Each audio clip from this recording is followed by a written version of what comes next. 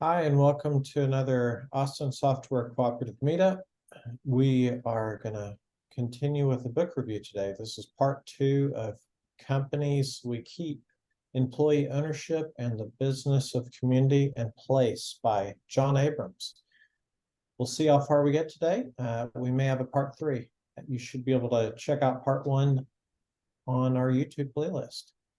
We're going to take a look at the mind map and dig in a little bit more to the chapters. Watson, you ready? Thanks, Taylor.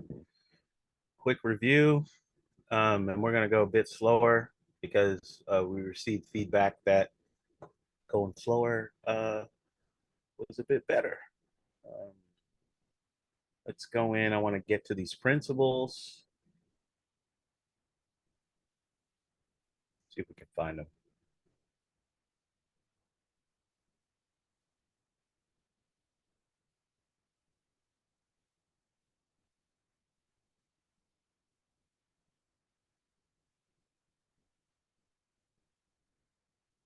Let's go back out here.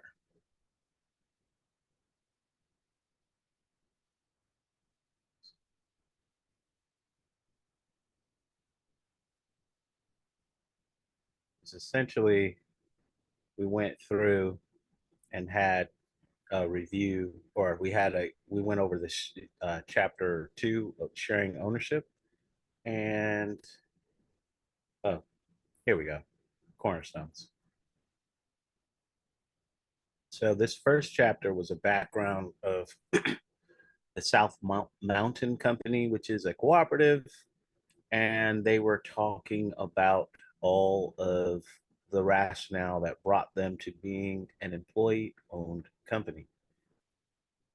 Here we go. These are principles that they figured out that were to be pillars of their decision to become cooperatives. And they kind of break out into the different chapters. There's sharing ownership, cultivating workplace democracy, challenging the gospel of growth, balancing multiple bottom lines, celebrating the spirit of craft, practicing community entrepreneurialism, and thinking like cathedral builders, and then committing to the business of place. We went over sharing ownership, cultivating workplace democracy. We are going to get into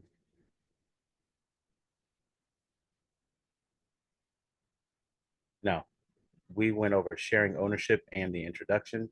We're going to go over cultivating workplace democracy and challenging the gospel growth today.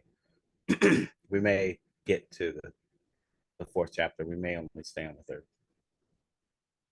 So we're going to go a bit slower this time. I'm going to jump right in. So here are some of the sub portions of the chapter. They start right out with sharing profits. Let's make sure it's correct. Yeah.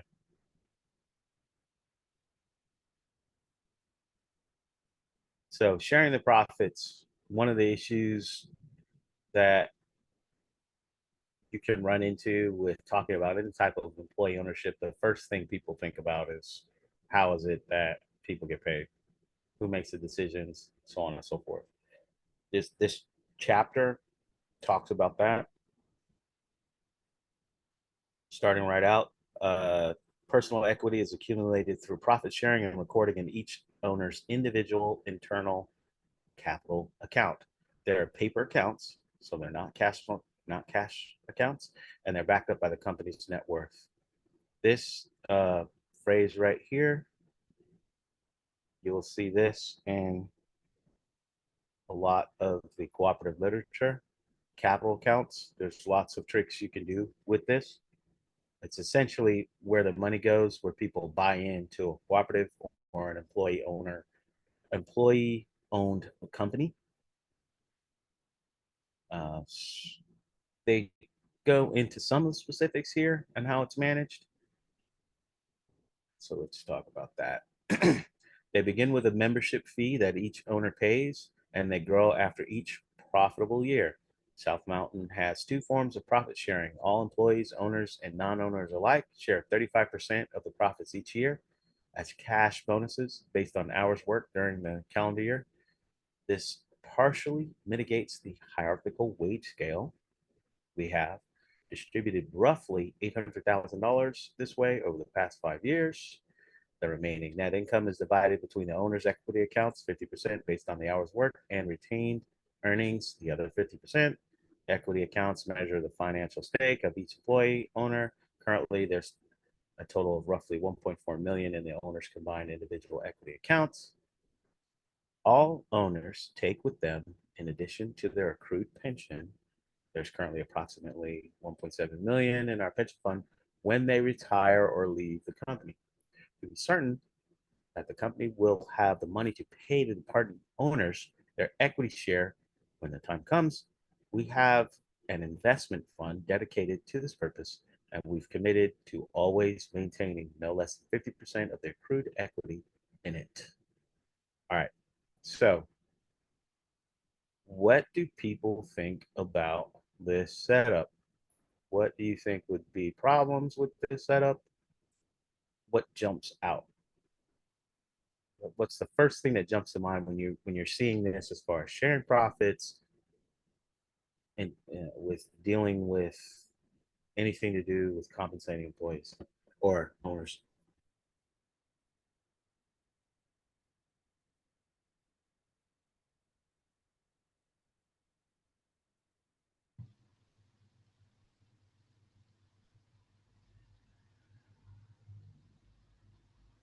To me, the question that is in my mind the whole time is who decided this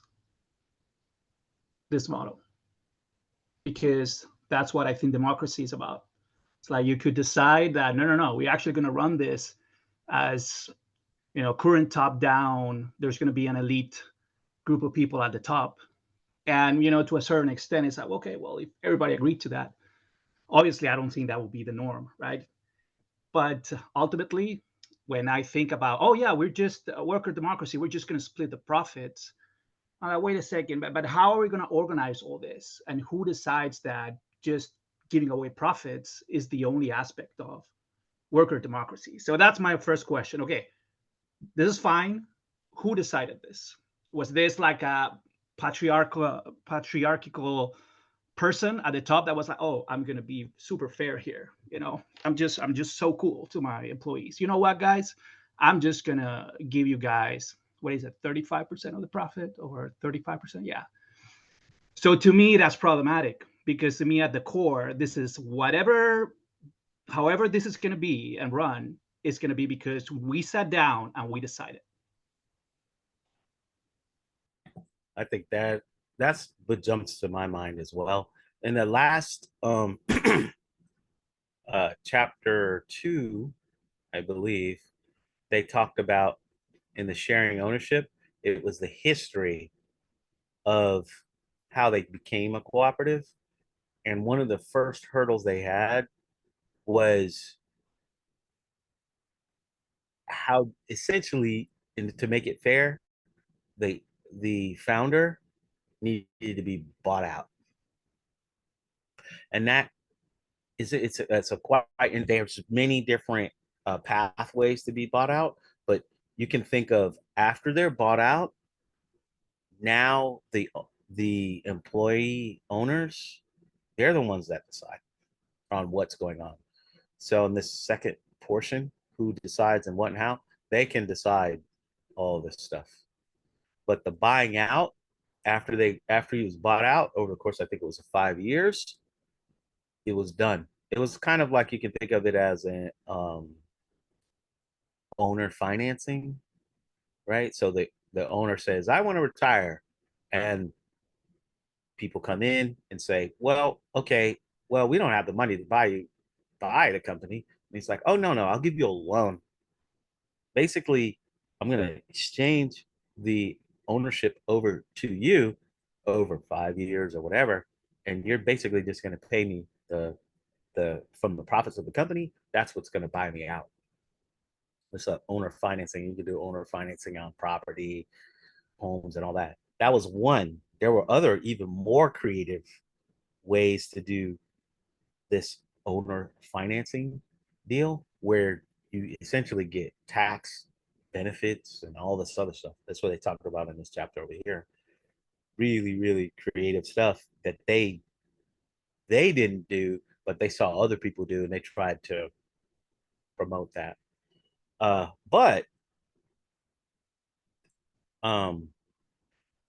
I think this share 35% of the profits each year and all that, it's already after it's developed from the buyout. So the owner operators, they decide, and we're going to get into that in this sub portion here. All right. But what do you think about that? Does that sound fair? Yeah, or that's no? yeah. Well, that sounds much better, right?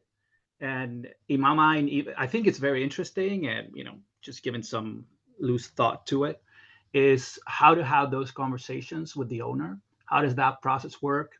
And what's fair, because what's fair is also based on whatever current framework of the world, and whatever beliefs on probably meritocracy and yada yada, and what I am entitled to because this is mine, right? So that's also an interesting conversation, because also that conversation is done in a very uneven playing field, right? The owner decides to sit down, they don't have to, right?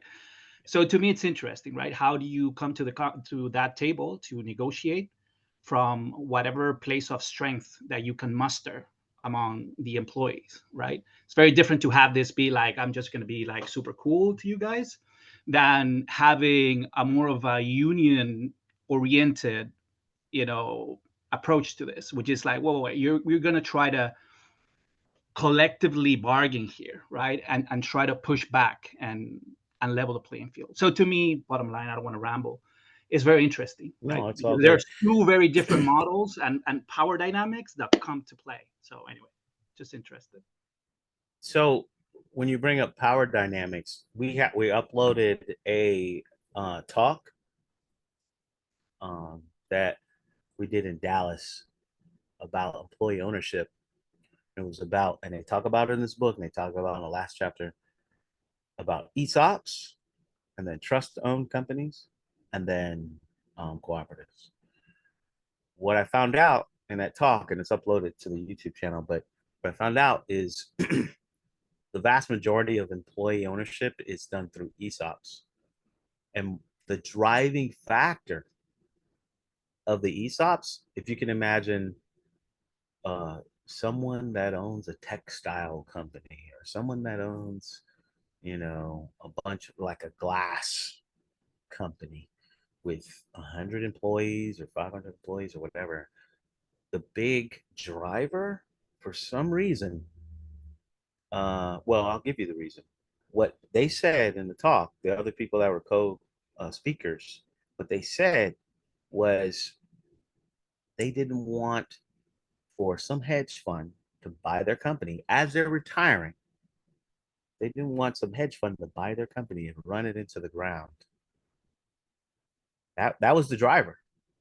So for the ESOPs, so imagine people are 60, 65, 70, whatever, 50 really, and they're ready to move on. You allow the employees to buy the company from them through this owner financing. Let's just call it owner financing. ESOP is a way to do it. The driver wasn't power position. Hey, you all, we're going to own it, and you all are going to get 5% of the profit, whatever. No, the driver was, we don't want this thing running, this thing we spent our lives on. We don't want it running to the ground by some hedge fund or some big company that buys us and runs the ground. They have all these kinds of these purposes that they instilled into the employees, really. And they feel like the employees would be the best ones to carry on the idea. So it's that would be the counterbalance to maximizing profit. Like, so because all these people that do the ESOPs, so this is the employee stock ownership, I forget what the P was. I don't know, not pension or something else. But basically it's a way of allowing the employees to own the company through stocks, and it's kind of like a retirement plan for the owner.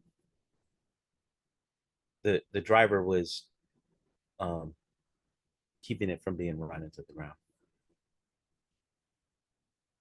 And you can contrast that to uh, a hedge fund that will come in. One of the things that I'd say a hedge fund, it could be another company that is a competing company. They can come in and basically sell off pieces of the company and destroy it that way. They can just outright destroy it. They can, uh, get rid of all of the quality type employees that are getting paid high, a high amount of pay, get rid of all of them, and then just say, no, we're not a quality type output product company. We're going to go ahead and be a cost leader kind of thing. All of those options are there, and they just don't even want to chance it, because people that come in to buy the company, they'll say whatever and then buy it and allow them to retire with a big payday, and they'd rather not, because these people are already wealthy. So they're like, wait a minute, I don't really care about, after a certain threshold, I want the thing that I worked on to exist after I'm gone, right? So yeah. Who else? Sharing the profits. What jumps out to me? I'll tell you what jumps out to me is it's complicated. How do you decide this capital accounts thing? What is that, right? And like what Zaid was talking about, how did you decide about the 35%? And some of these other things here. The remaining net income is divided between the owner's equity accounts at 50% based on hours work and retained earning. The other 50%, the equity accounts measure the financial stake of each employee, blah, blah, blah. Seems complicated. Right? So it's more work here than saying, oh, you're a computer programmer and computer programmers make about this much a year. So that's what you get. Anybody else?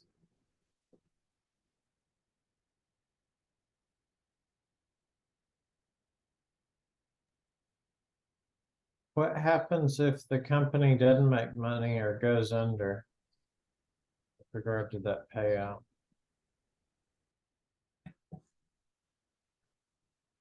I don't remember them talking about that.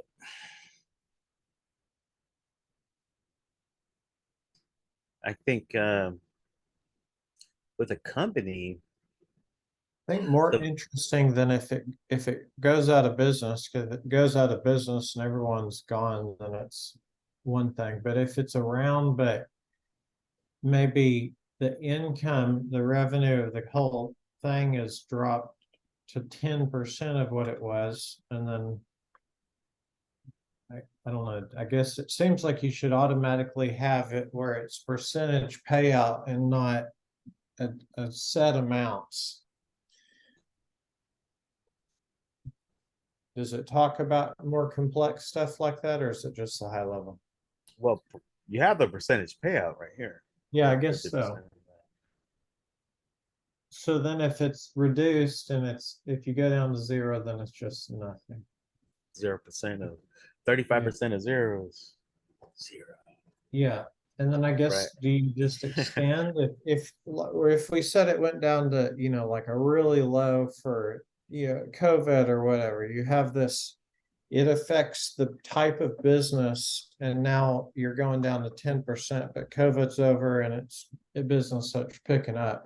It says distributed roughly over 5 years, but it seems like you would want to have stuff in place to, extend for the total amount until it's met, however long that takes.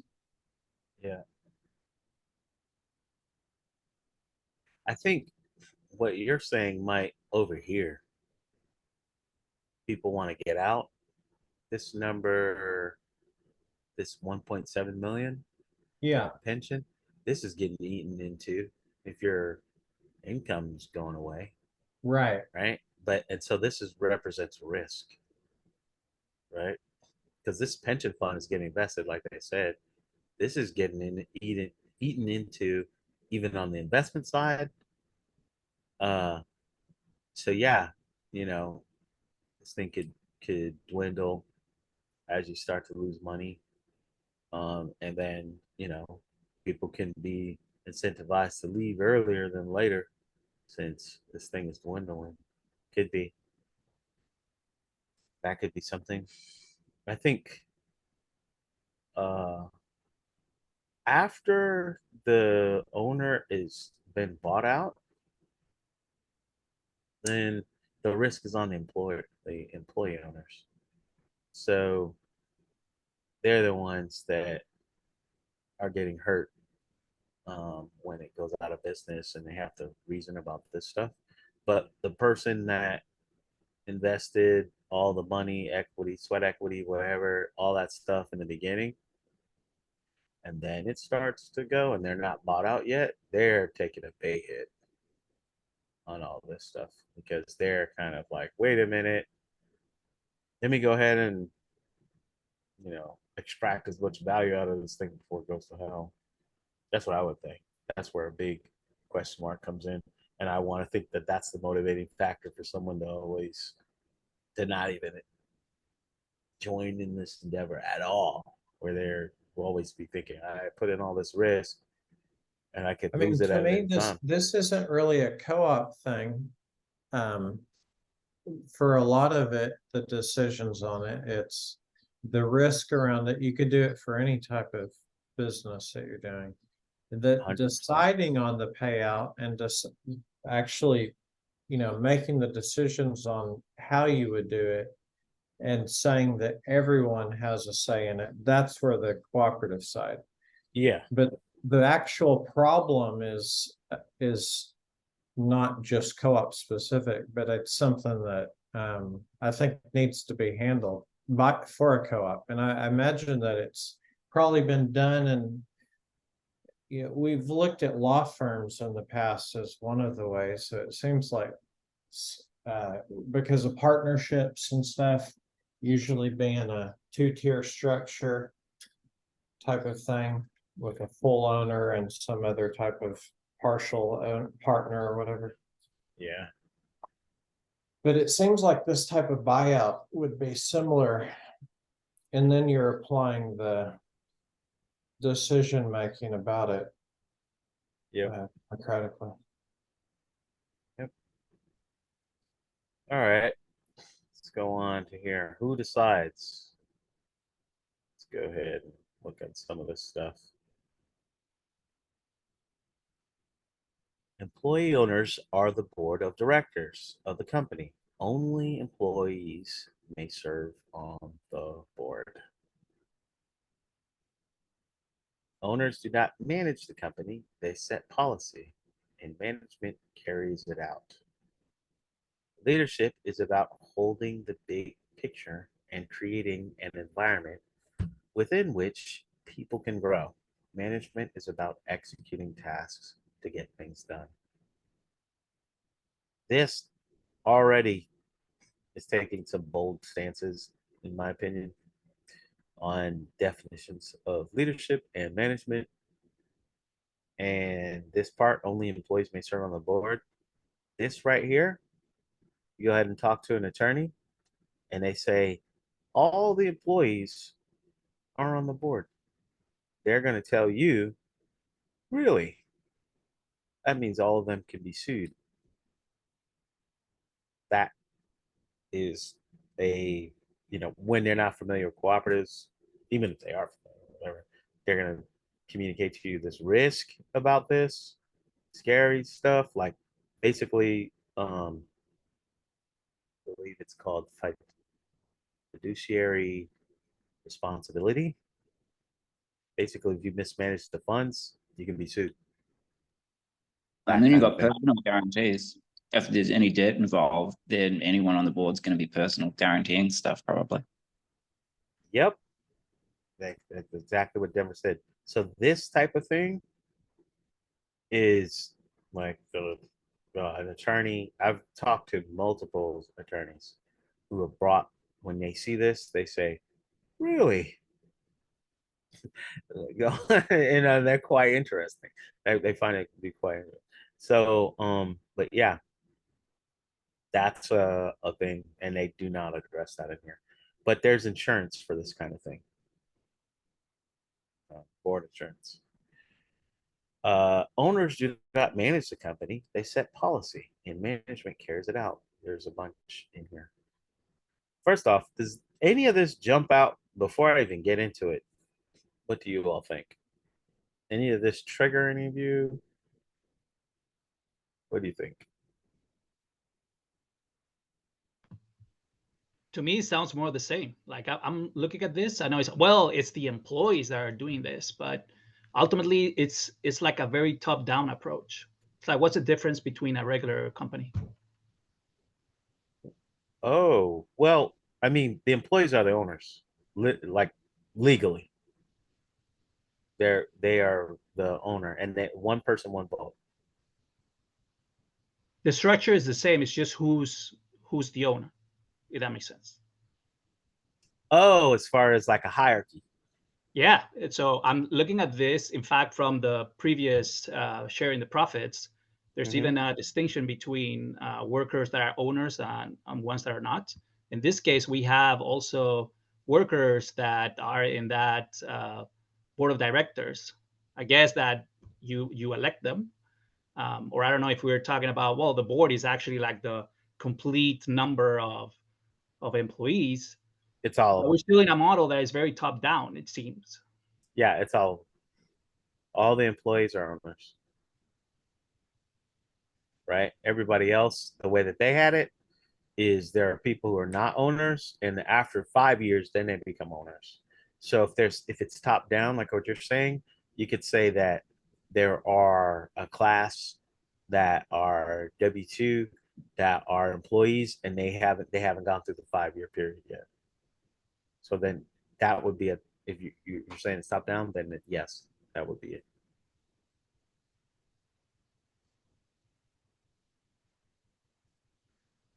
As far as this liability that we were talking about, so you're saying that the board of directors can get sued or have some sort.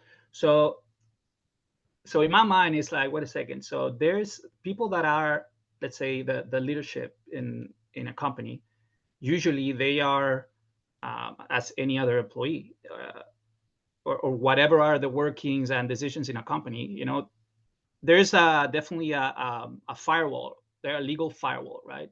Hence the limited liability, right? And that can be broken, of course, if in cases of fraud, blah, yada, yada, yada. So the board of directors, is there a special consideration? Is there, because you say, oh yeah, the risk, there's insurance for this. And why would there be a risk if on paper and legally they are protected unless they do something wrong? Which, by the way, any employee across the company could potentially do also something wrong, and they would have legal exposure. How is the board of directors different and special? We're getting to legal advice, but the board of directors has I think Denver want to chime in, but the board of directors is legally, they have fiduciary responsibility. So if there's mismanagement of funds, they're the ones that are responsible and can be sued, and they're personally liable. Mm-hmm. Like there's no inside, there is no outside in protection. Correct, as any other employee, right? If somebody No. If somebody in People are accounting not does on something the wrong, then no. they also have legal exposure. If they're not a director, then no. You could be an accountant and be like, hey, again, we're doing legal. It's like we're talking about whatever. As far as I know, freaking accountant who's not a director, no. Like they're acting up or whatever. Well, hey, that's just what I thought was the best way to do this accounting. Hey, you cook the books. Okay, they told me to do it, whatever. But their personal uh um assets and all that stuff, no, I think it's off limits. Somebody suing the company, they can't go after the CPA's personal stuff, right? But they can go after the director's personal stuff, as far as I know. But again, this is disclaimer: talk to your own attorneys, whatever, all that. As long as it's not debt. If it's debt, then they will do personally. Like with personal guarantees and stuff. Like if you take a debt out, the company takes a debt out, then everyone on the board's personal guarantee will be forced to probably sign personal guarantees, right? So then if the debt goes bad, right, they'll come after everyone that's guaranteed for it personally. And the thing is they're not like, oh, there's 5 personal guarantees, we'll do it equally among the 5 of you. They'll just go after one and get where they can get the money. Yeah, you go after whoever. So the main thing is there's insurance, director's insurance for this to handle this for dealing with the attorneys that say, what? When they see this here, I'm talking with a bunch of multiple different attorneys. They look at this and smile, like, really? Are like you're a child? So, um, so yeah. What do you think? What do you think? What's crossing their mind? I can only speculate, but I think I know. But basically, one employee can sue another and say, really, and go after them. That all kind of opens up Pandora's box, basically, to an attorney, as far as I understand. And so it needs to be insurance, whatever, all kinds of stuff. The contracts need to be signed. And then obviously you need to take extra special care about doing the finances. So that whole thing. This, so I can tell, is a thing for employee owned. Anything where employees are direct board of directors need to be, you need to understand this in order to talk to when you're forming the entity, because you're going to get a bunch of pushback from somebody who's not familiar. This here is one of the reasons why it's harder to form a cooperative, I would say, because the attorneys will look at that and say, well, whatever. This comes from me like talking directly to attorneys for forming, and then also being in different groups and talking about cooperatives and all that, and that fiduciary responsibility is there. It's legalese for them, where they're kind of like, yeah, it would be, I don't know, talking about like if you're a computer programmer talking about buffer overflows with security. It's like, really, and you're like, no, okay, you're gonna do that, all right. So you're gonna leave a big hole there, that kind of thing.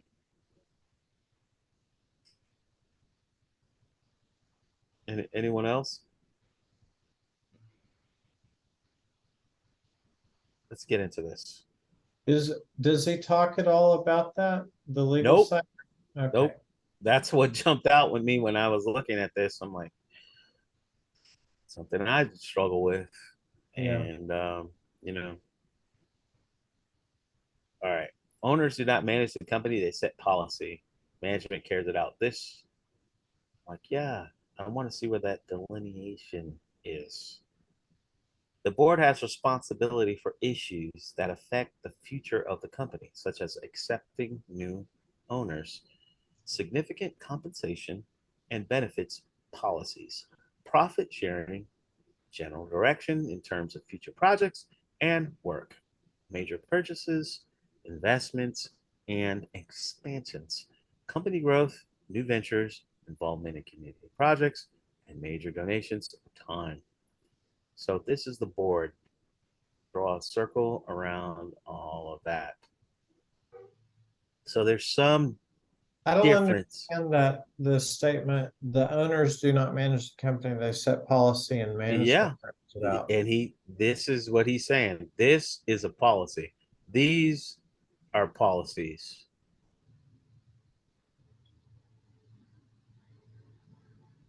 But I This mean, right here, look at this. Affect the future of the company. Look at that.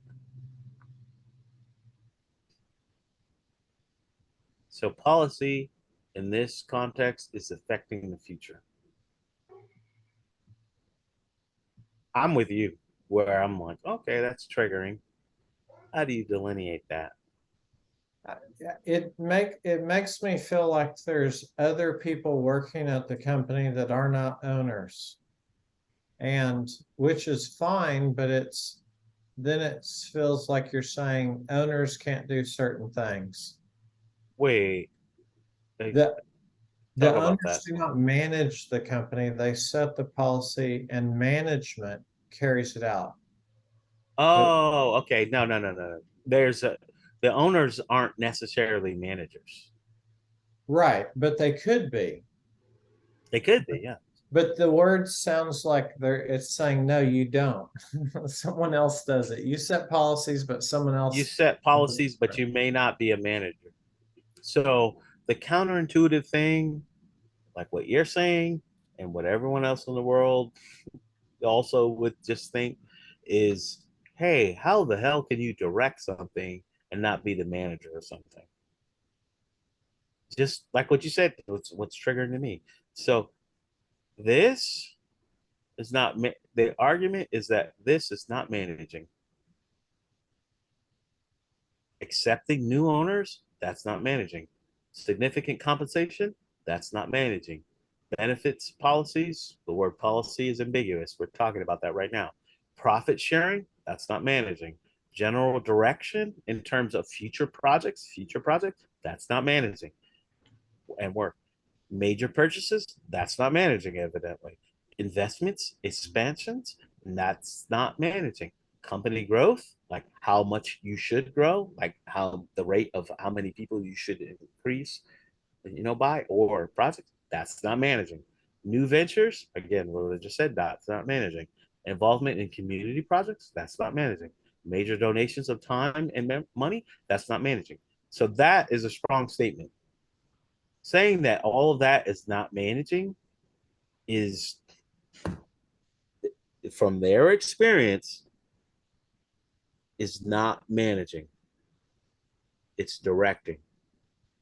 So that's a delineation between the day-to-day, what you could call operations, and not managing.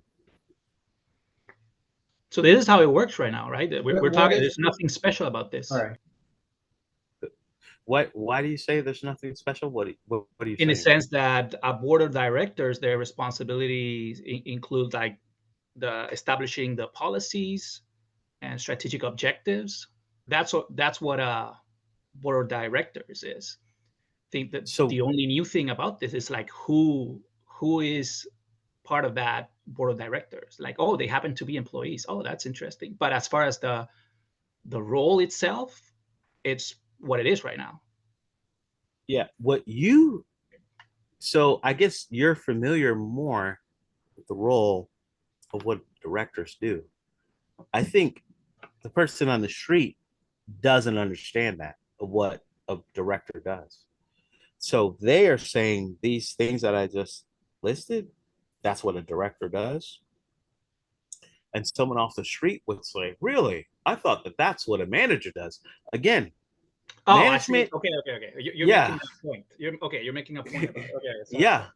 The leadership and management, they went ahead over here and said, leadership is about holding the big picture and creating an environment within which people can grow. Management is about executing tasks to get things done. The person on the street, they're like, I thought management did everything. Like leadership, management, I thought that was synonymous. I will Okay. go through like So books my that are. question Go was, ahead. it seems like this is saying that it is different people, but it sounds, or maybe it's just trying to make different roles. Because to me, this would be roles. If you have a small group, then you may have people that are both in leadership, directing, and doing management. It's orthogonal. They don't even say that a manager has to be an owner. They didn't even say that. I get that totally, but what if Okay. what if you don't have any managers, but you need a manager and you only have owners? Then it seems like then one of the owners would be a manager. Or are they Wait, no, saying, no, you just made a jump.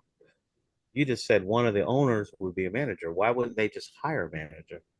well, that's if you had the funding and whatever else, but what if you don't?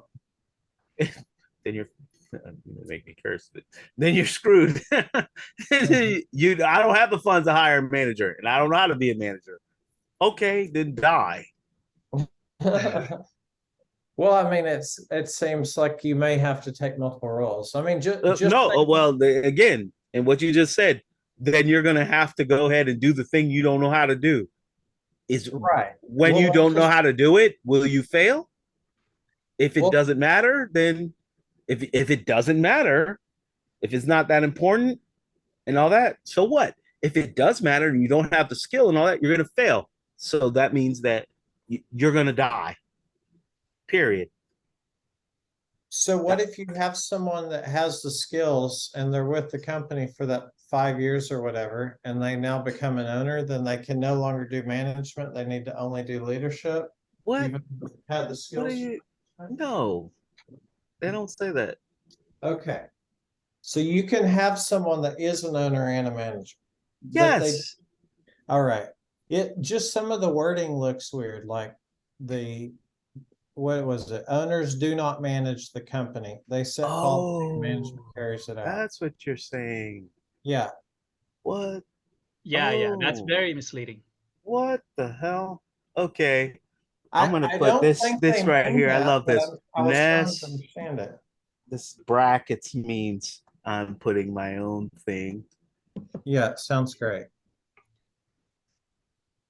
There may explain it with more context because this is just a No, yeah, I think sentence. you're No. right. I did. I just corrected that in my own mind. All So, right. Thanks. oh my God.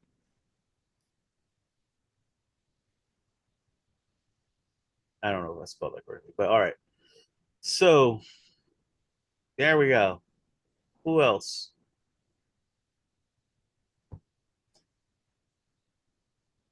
We got 10 minutes.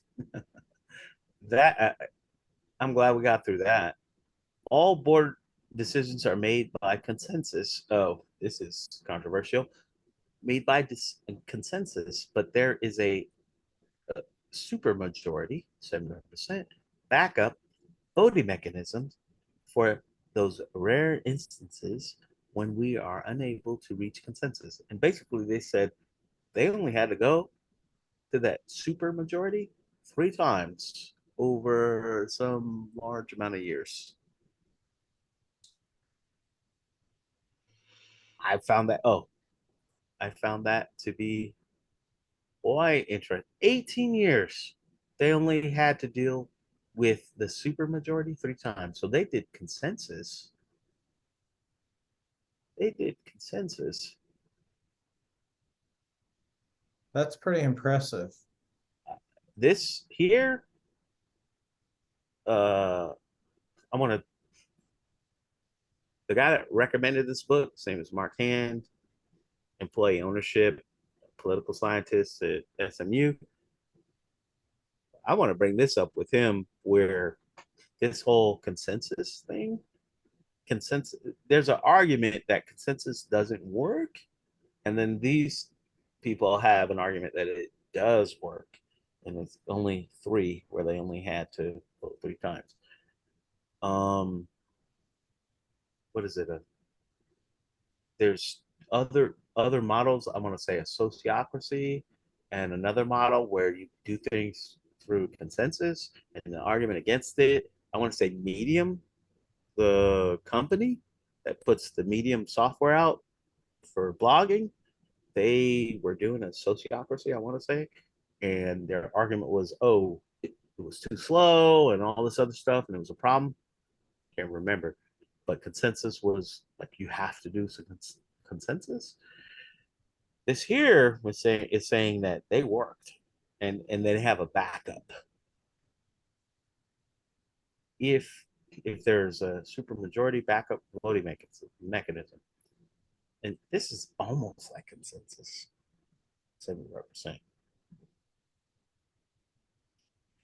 So this is all, I mean, fascinating to me. I don't know about you all, but I have a question. So do we know what's the what okay, so how many owners of the company are versus non-owners, and within the owners, because I know that there's some variation. I know there's like an equity account. So I just wonder, I mean, it seems like they all still have one vote, but I'm just wondering, how this democracy, how extended it is in the, because in my mind it's like, okay, well, is this changing?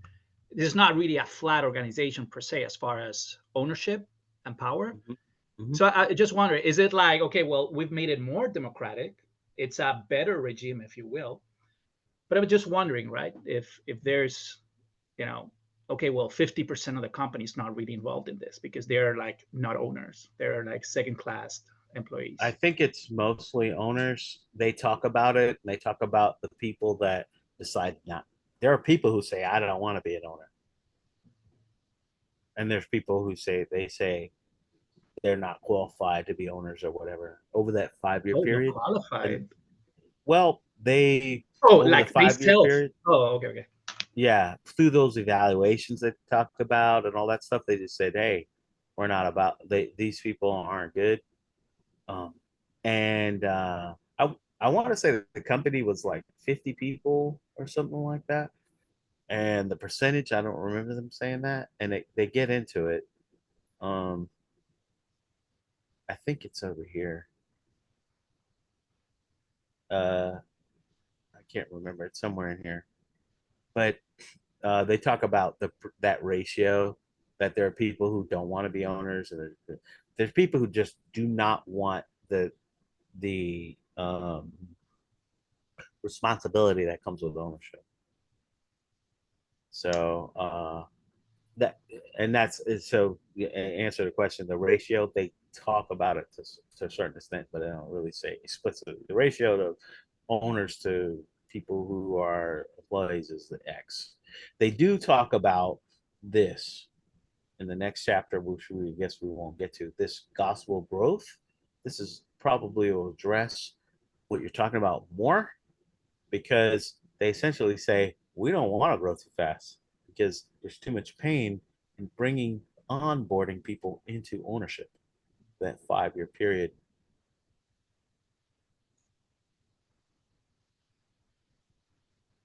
Let's see.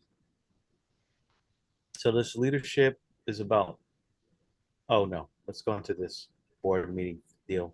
The average length of the board meeting is 2 hours. As a friend of mine says, anything longer than 2 hours is a workshop, not a meeting. This, I found that to be fun. And then, so why is it that, how can it be only 2 hours? And they're not like every week. I think it's, what is it? Every 2 weeks? Monthly. No, once a month. Monthly board meetings. So they only meet once a month. Okay. Because the proposals have generally been through a broadly participative process. Before they get to the board, there's already partial consensus that the proposals make sense. We have far more disagreements within our management committee, personal committee, or personnel committee, and other committees because this is where the new ideas and proposals first take root and get processed. So this, when, how can it only be 2 hours? Because they've already been vetted, basically. Yeah, that's what I was missing People, actually. To me, yeah, that's one of the most important pieces of information here. Is that because really, that's bottom up, right? That's consensus building across the company. So it's not just another board of select individuals, right? It's actually whatever they are going to come up with has already been, discussed bottom up. So that's different. That it meaning that while the structure itself of the company seems like very traditional, the workings of it is where I think the innovation, at least so far, to me, yeah, lies. okay, sense. Where was the listing of things?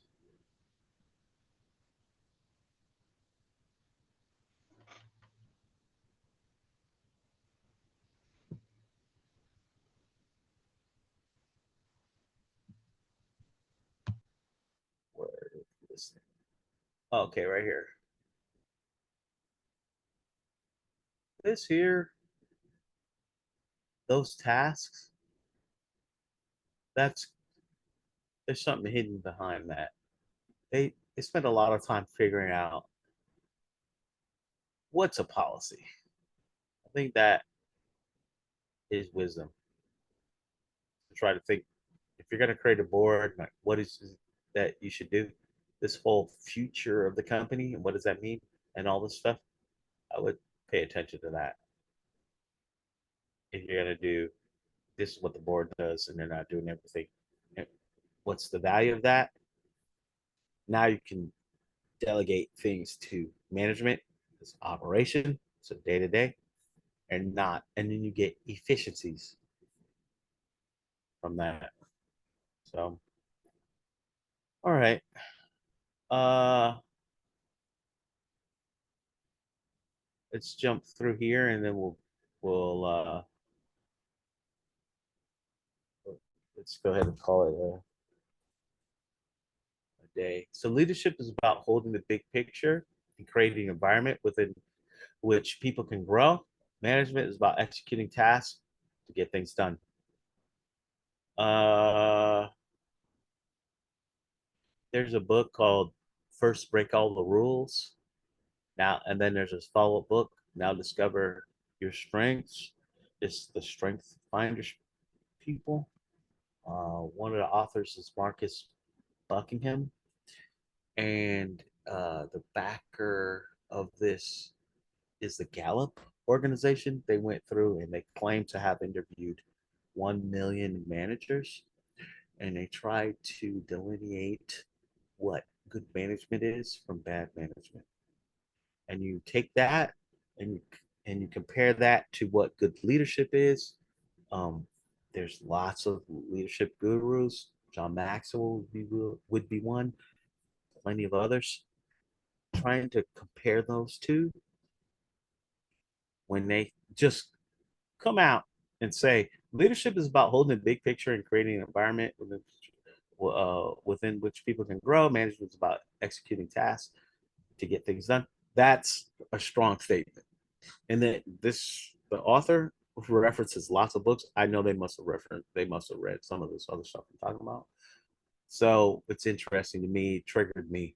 Like, oh, okay, well, this is how they define that. That's no small statement. It's a strong position when you say leadership is different than management. Most people that I talk to, they think leadership and management is the same thing. So they made a delineation and then they went ahead and defined it. So me, I'm like, okay, let's see what you have here for me. Uh let's go ahead. They talk about hierarchies. This triggers me as well. Most hierarchies serve two purposes: efficiency and maintenance of power. Once the power aspect is gone, says Terry Molnar, founder of the Trusteeship Institute, people love hierarchy because of its efficiency.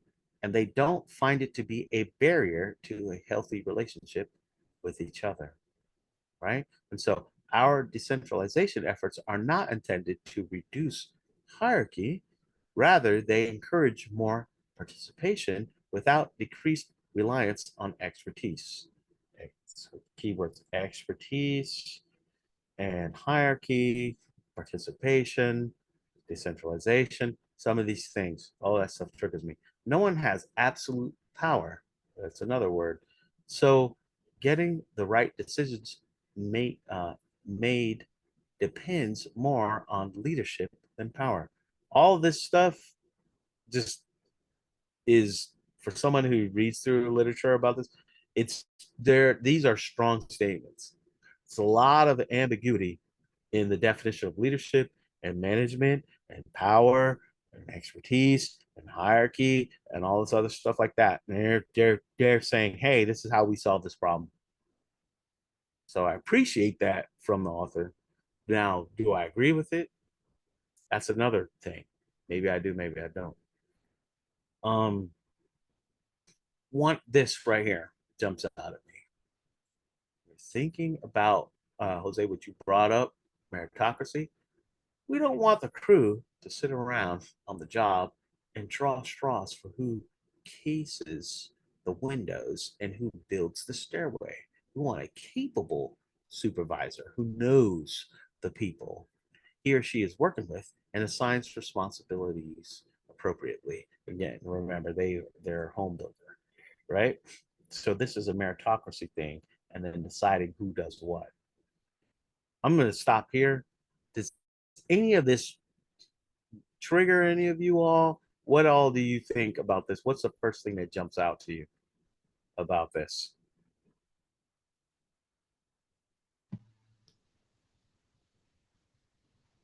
Anybody else wants to go? Because I want to go, but I want to give, I've talked enough. Go ahead, do it. Okay. So yeah, this triggers me a little bit. Well, the first thing so because I've also read all of the big hits of self-development / management leadership, right? All this corporate proselytism, and I'm very critical of it. I found two things that really stand out. So when we don't want the crew to sit around on the job and draw straws, I think that's really very insulting, actually, to me, is that you would think that employees would be stupid or infantile in how they would come up with a decision themselves. So I don't think that this is honestly a little bit insulting, and it's just baseless. And I'm sure there's a bunch of more serious studies around how people self-organize and make decisions. So this is just a way to infantilize it, right? I would also call out that this whole thing about the hierarchy, because hierarchy is okay. So I would say that the challenge around hierarchy, it's around power. So, and I think this is like misunderstood, and I misunderstood it too, is that you can have a hierarchy, but not necessarily be based around power. You can have somebody in a team that has a role, responsibility, has some level of decision power, but that is beholden to the team. So you have a role that you could say, okay, well, this person has some responsibility, but it's not necessarily a power over the others, right? And my question will be, okay, well, who decides who is in management? I think that's the key part of this. It's like, who's deciding that? Is this top down? Is this also like quite removed from the tactical space, and this is something that always flows top down?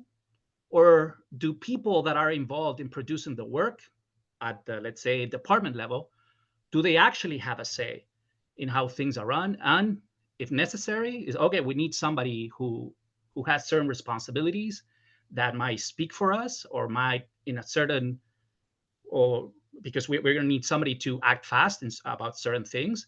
Is this person empowered? And if this person is empowered, we do need to know that this person is empowered because we all decided that this person was going to be empowered, and that power can be revoked, right? So anyway, that kind of what stood out is the, I guess, the bias, right? First, that employees wouldn't know how to make decisions or reach consensus other than draw straws, seriously. And second, how they characterize hierarchy and the power to make decisions. Sorry for the Yeah. long run. Yeah, no. And we should break down what you're saying. Same thing that jumped out to you is the same thing that jumped out. My thing, the first thing and how we do pull work. So we'll put the tasks out there and then people let them self-select. Like, oh, I think I could do that. And they jump on it. We don't say top down, oh, I like you for doing that. I like you for doing that. We kind of like pull. I other people can jump in, but people, I kind of have the opposite problem. People think when they look at a task that's, in a GitHub issue or whatever, they might think that they can't do it.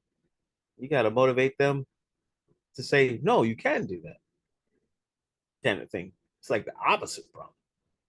So that definitely, just like it affected you, that affected me. I'm like, oh, okay, why are you having this top down? I just shut up and let somebody else come.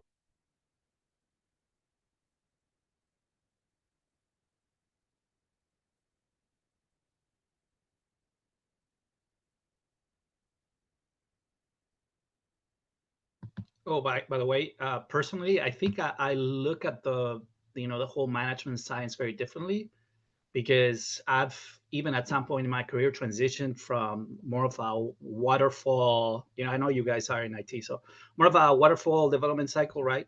More to an agile. So the dynamic it's so different, and the roles, the leadership, right, that before is very much or tends to be concentrated. It kind of, it's more, yeah, more of a flat dynamic.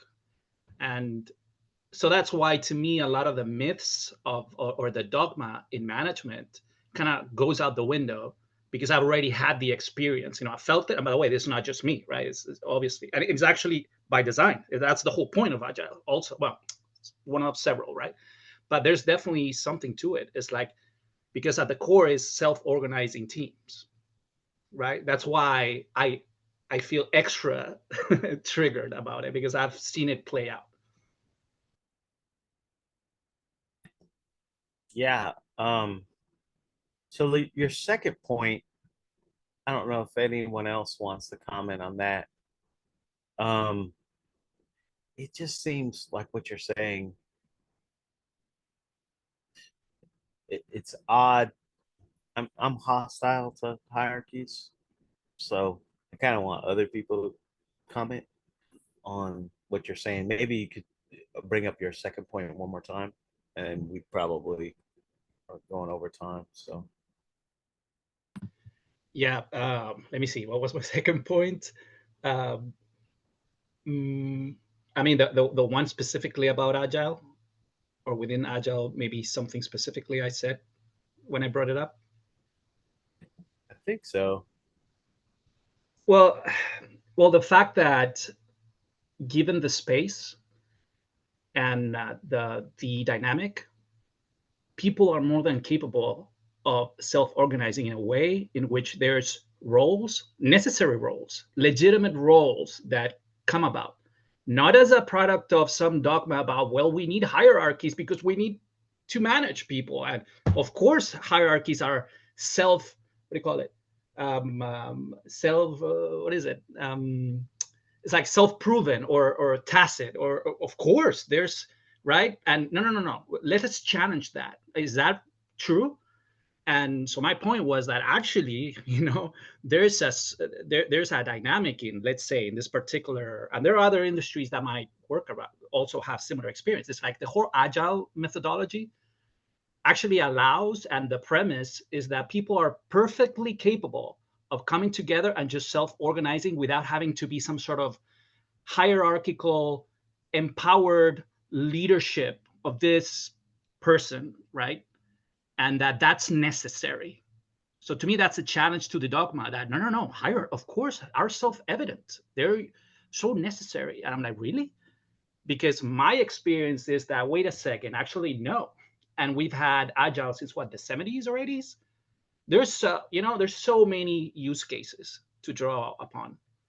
So to me, when I see this put as if, oh, of course, this is the way things are, I'm like, actually, no. Right? So I like to challenge the dogma, and I've seen firsthand how that leadership that we also tend to kind of culturally have a single human being, Captain America, that embodies this, oh no, I'm going to empower the people around me. I'm going to cede my power. You know what I mean? That's that's just one model, and there are other models. And I'm triggered by how people just decide that that's just the norm, how nature is, right? To me, that's just not true. Yeah, That's yeah. just It looks like when I'm looking at this, so this book came out in 2008, and it's based on all of the years of working in the company. Well, 1987 was when they restructured as employee owned. But so this is a renewable energy company in Massachusetts. No, building. They build homes. They build homes, but they Building and care. renew. I thought it was building and renewable energy. No, no, no. They're very environmentally Oh, okay, cool. conscious. Okay, that's cool. So anyways, but it may be just like that field.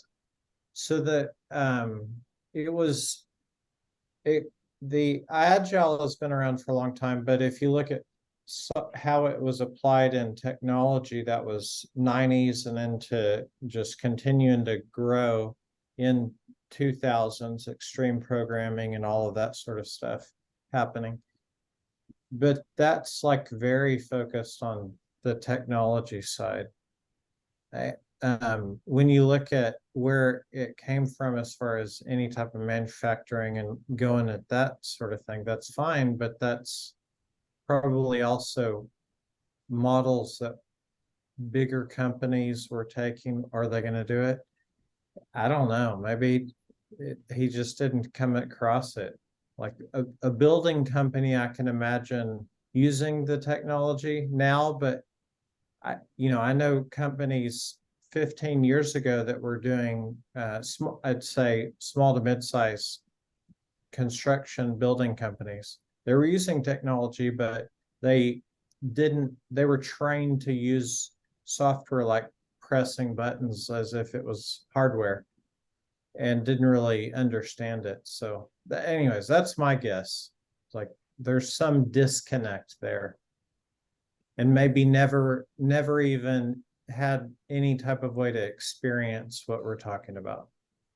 Oh yeah, of course. I'm not. I don't want to, put some heat on the owner. I'm just in general, just questioning that that's the hegemon, right? And I'm just curious, what would happen if other industries other than technology followed suit, right? And Yeah, I have definitely see more it. of a It's democratic almost management style. There's another position where we're talking about this today, but there's another position that there are different cultures. One of them is lends itself to agile. One of them lends itself to something that's more, um, I don't know what right word to use, lean. So agile is different than lean. Lean being, if you read the book The Goal, uh, essentially work on one thing at a time, and you're focusing on bottlenecks. And then another is all about the types of processes that you would use inside of a factory. So for commodities, where you want to reduce deviance, You want to reduce change between each time that you produce a product as much as humanly possible. Argument being that those three cultures are totally different. And then, so when you're building a home, what is it that lends itself to that? Maybe there are homes that are super postmodern and they lend themselves to this stuff has not been done before. And it would actually lend itself to agile more in the argument of what I, and the view of what I was just putting forth. But then there are other homes, cookie cutter homes that are cost leaders. So they're trying to reduce the price as much as possible, reducing deviance between one thing to another. Those would lend themselves to the latter. What I was saying. Just putting that forth. Mm-hmm. Yeah, and to clarify, what I mean about agile is more of the management dynamics that happen rather than what's because of course there's other components of agile, which is the high uncertainty, the shipping, work really soon.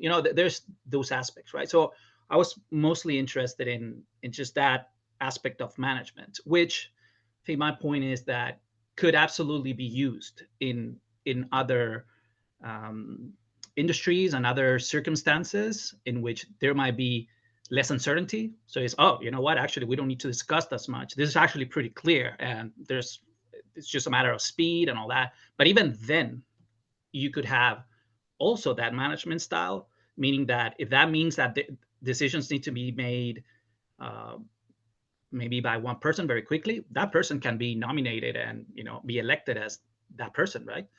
And that doesn't mean that that person has to embody all this manager leader, right, of the team. Doesn't have to. Anyways, that was more as what I was going at. Perfect.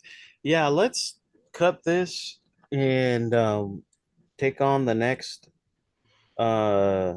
We'll go through the rest of this chapter and the next chapter and the next one, and let's just keep this speed that we have. If someone disagrees with this speed, let me know.